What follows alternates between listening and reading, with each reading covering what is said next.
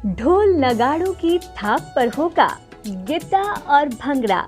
नई फसलों की होगी कटाई की शुरुआत। जगह जगह होगा लंगर का आयोजन। गुरुद्वारों में उमड़ेगी श्रद्धालुओं की भीड़। कुछ इसी तरह देश भर में धूमधाम से मनाया जाएगा बैसाखी का पावन त्योहार, जब सूर्यदेव करेंगे मेष राशि में गोचर। भारत में बैसाखी अलग अलग नामों के साथ पूरे देश में मनाई जाती है। असम में रोंगाली बिहू, पश्चिम बंगाल में नबा बरसा या पोइला बोईशाख, बिहार में वैशाखा या मैथिली नववर्ष, केरल में विशु और तमिलनाडु में पुथांडु के नाम से बैसाखी का त्योहार मनाते हैं।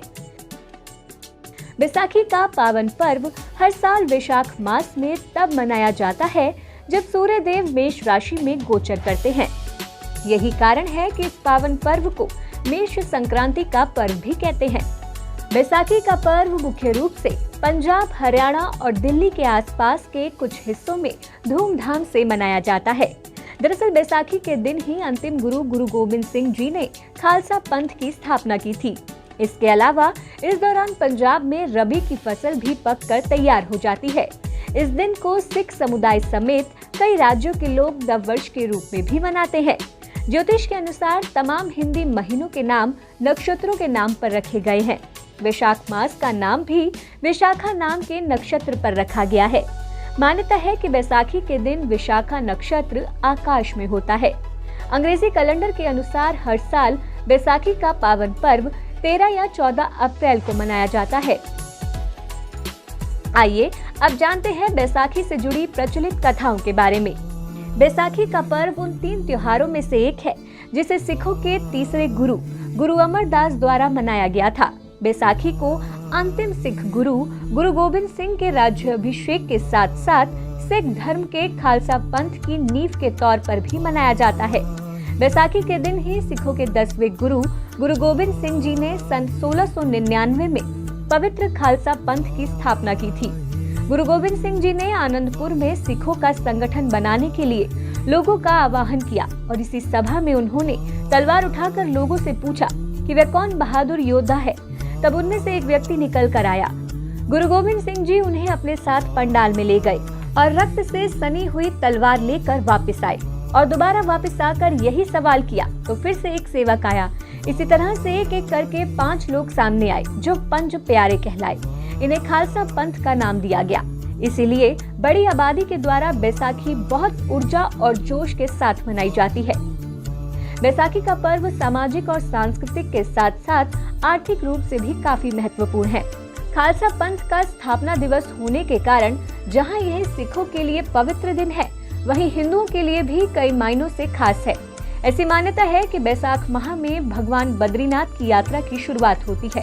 पद्म पुराण में बैसाखी के दिन स्नान का विशेष महत्व बताया गया है।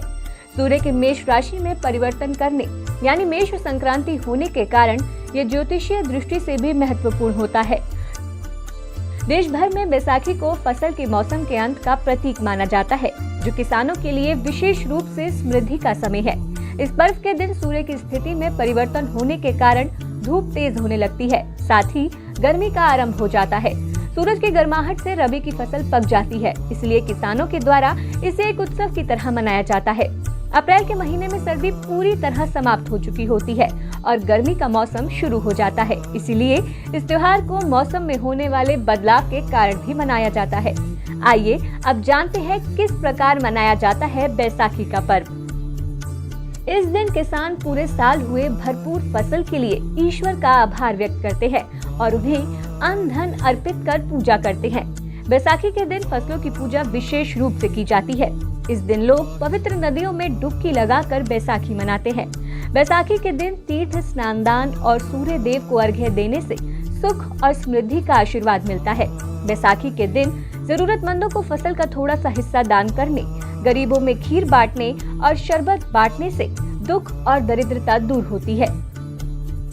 सिख समुदाय में बैसाखी को मुख्य रूप से किसी गुरुद्वारे या किसी खुले स्थान पर मनाया जाता है, जिसमें भांगड़ा और गिद्दा आदि नृत्य करते हैं। इस पर्व को निम्नलिखित तरीके से मनाया जाता है।